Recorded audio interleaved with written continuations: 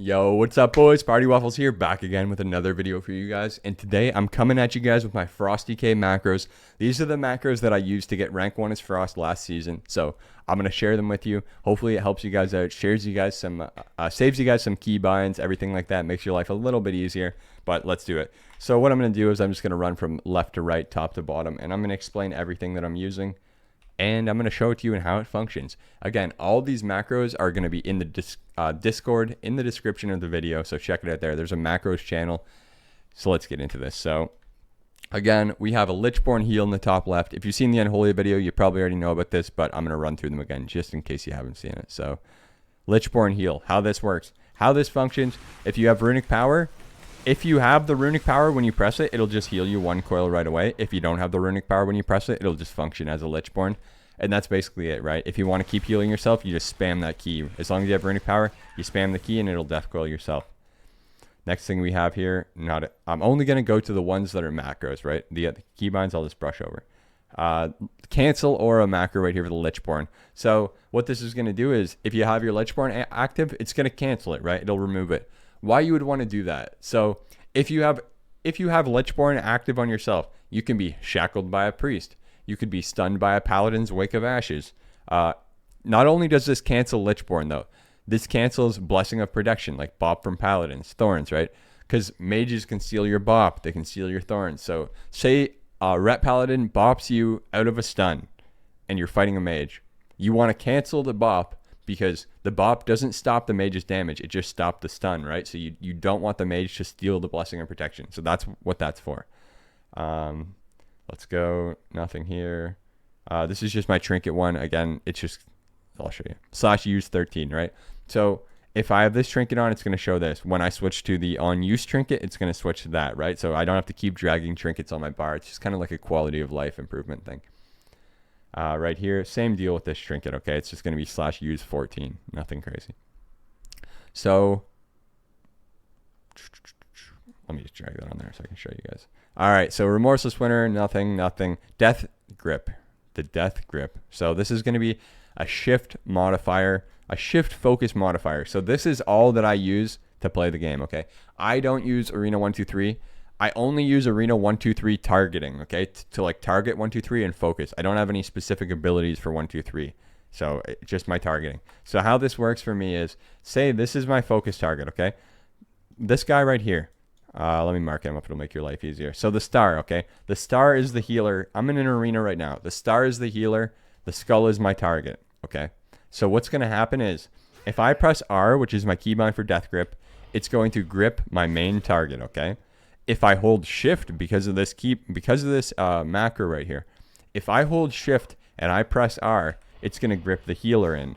So why this is good? Well, I can just press one button, grip the healer in, and not have to change my target at all, right? So if I have to switch my target, grip this guy, go back to this guy, that's a lot of actions just to do one thing when I can just press one button and do it all in one shot. So that's why it's much smoother, much more efficient.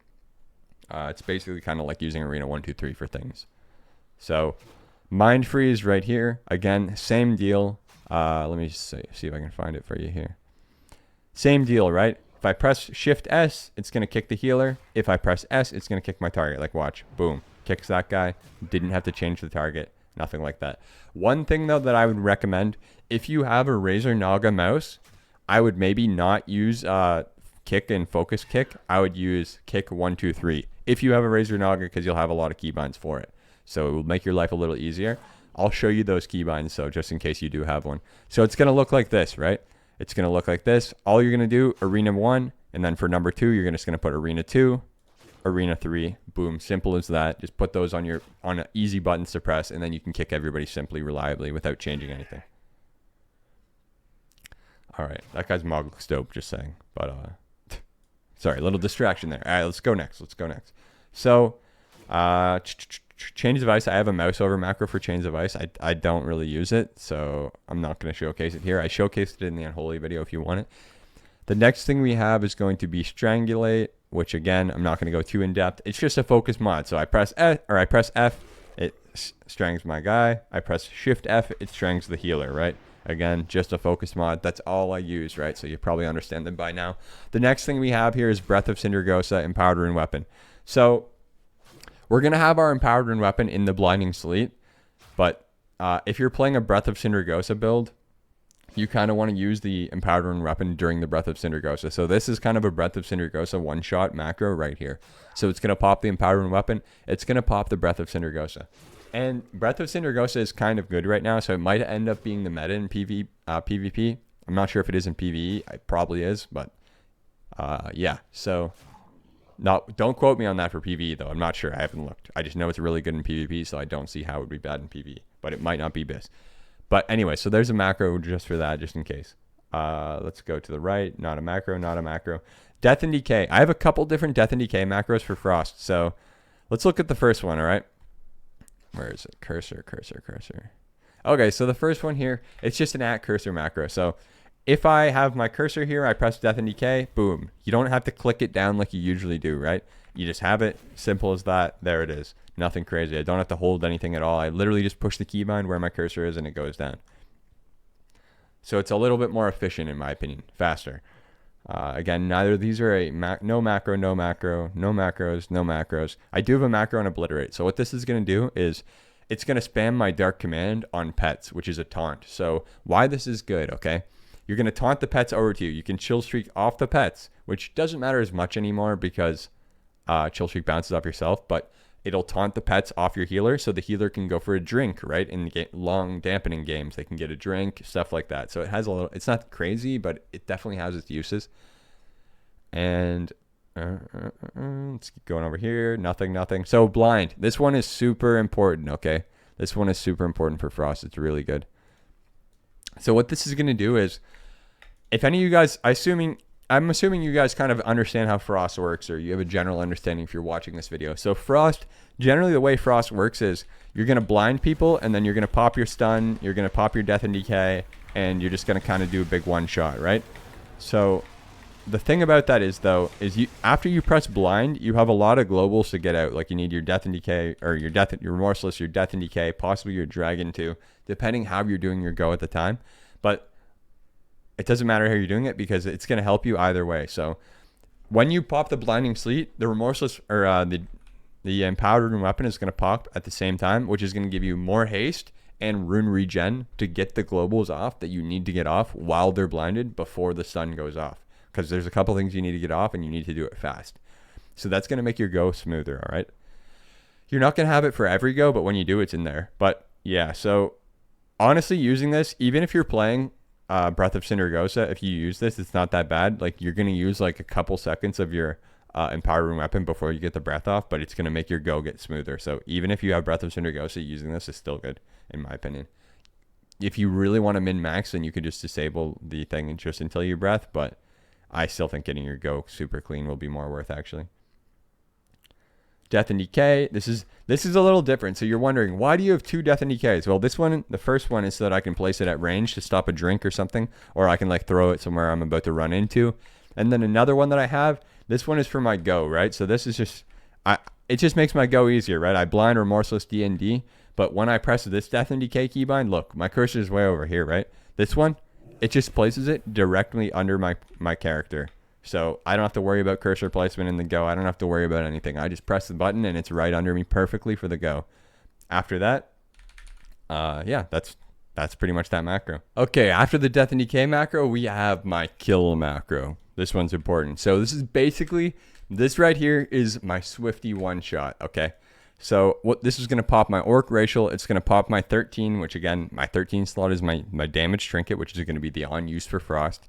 And then it's going to pop my Empowered Rune Weapon, which if it's not already popped from something else. And then it's going to pop Pillar of Frost so that I can start one-shotting. So I'll just show you. It's just, obviously it's just going to use everything at once, right? Boom, Swifty one-shot. There it is. There it is. After that, we have Spell Warden macro. I think this one's broken though. I'm gonna get you guys. Don't worry. I'll post another Spell Warden macro in the Discord. I don't know why this one's not working. It's a little broken. But yeah, so there's just a Spell Warden macro for this talent right here, just so you can AMS your teammates. Right. This one was just a mouse over one, so you can kind of just scroll over their name, press it, and it'll AMS them. Not sure if it's working correctly at the moment though, but I'll get it fixed in the Discord. And then the next thing we have here is an at cursor anti-magic zone. So you guys saw how the at cursor worked with the death and decay. It's the same thing, right? So what it's going to do is wherever I have my cursor, it's going to instantly place. But let me tell you guys some pros and cons about this, okay? Because there is some. So a pro about this is that it's going to be faster and more efficient to get it down. Say you're in a poly and you got a zone of combustion, you trinket the poly, you get this down before you get re-CC'd. It's going to be more efficient, but there's a price, right? The price is accuracy, because sometimes you're going to place this and you're going to like clip something, like you'll clip a little piece of a wall, or you'll clip a piece of a string coming down, and it's going to zone the ceiling, or it's going to zone on like a pillar or something, somewhere where you don't want it to zone, right? So you got to really be careful about that and see if you like that more or less. Like, it's not for everybody, I don't think, but me personally, I like it and I know the disadvantages, so I try to be careful. But still, maybe you might see a scuffed zone every once in a while, unfortunately. So it's up to you. No keybind for this, or sorry, no macro for this. Yeah, that's it. Those are all the macros for Frost, right? Frost is a little more straightforward, but yeah, that's everything I used to get rank 1 last season is Frost. You guys use these, you will be dialed in, you will be ready to succeed. And yeah, so again, all these macros are in the Discord, in the macros channel, and I will keep them updated. If there's any new ones or anything like that, I'll always keep them updated. So join the Discord, check them out in there. And before I go, guys, there's a new Twitch drop coming out on Monday, 6 p.m. Eastern tomorrow.